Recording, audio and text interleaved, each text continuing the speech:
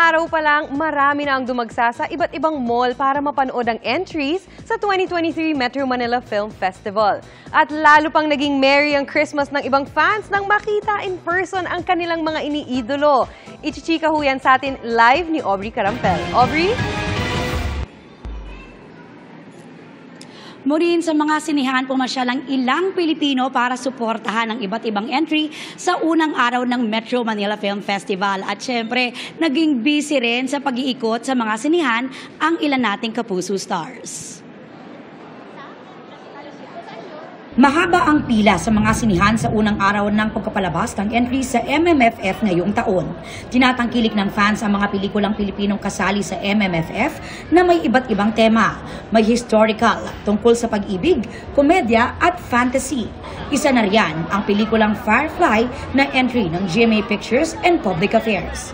Ang cast ng Firefly na sina Miguel Tan Felix at Isabel Ortega sa SM Fairview sinimulan ang meet and greet with fans. Maaga pa lang, sold out na ang ticket sa lahat ng screening schedule. Sa Mall of Asia na last stop ng cinema tour, maraming fans ang natuwa nang makita ang Isabel pagkatapos ng pelikula. Ang ilan naiiyak pa rin kahit tapos na ang movie dahil sobra raw silang nakarelate sa kwento. Nakarelate ka? Opo. Bakit Firefly yung pinili niyong unang panoorin today? Kasi nung trailer pa lang po, maganda po kasi siya. Sobrang nakaka-touch. Ilang beses ako umiyak. Pati mga bata nag-enjoy sa panonood ng Firefly. Kamusta yung movie? Maganda po. Maganda. Mami, bakit Firefly ang una niyong pinanood? Kasi una-una yung idol namin yung dalawa. Sobrang idol namin sila. Si Isabel. Si Isabel, tsaka si Miguel, tsaka si Dingdong Dantes.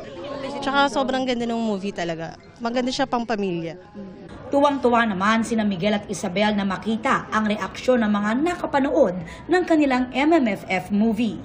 Sobrang happy kami kasi sobrang na-appreciate nila talaga yung movie. And even here, meron kami na-meet na family na talagang nakita namin yung reaction nila na umiiyak pa rin sila hanggang tapos sa yung film. And talagang nakarelate sila. And sobrang na-touch lang din ako knowing na maraming napulot na aral sa film na to and maraming na-touch din. Saka grateful kami dahil halos lahat ng cinemas na pinuntahan namin ngayon, puno.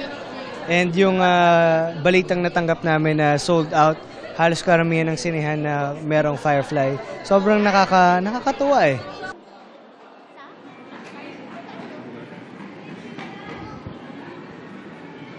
Muri, nakakatuwa no dahil talagang masigla na naman ang local movie industry dito nga sa Mall of Asia. Karamihan ng mga pelikula sold out na hanggang last full show.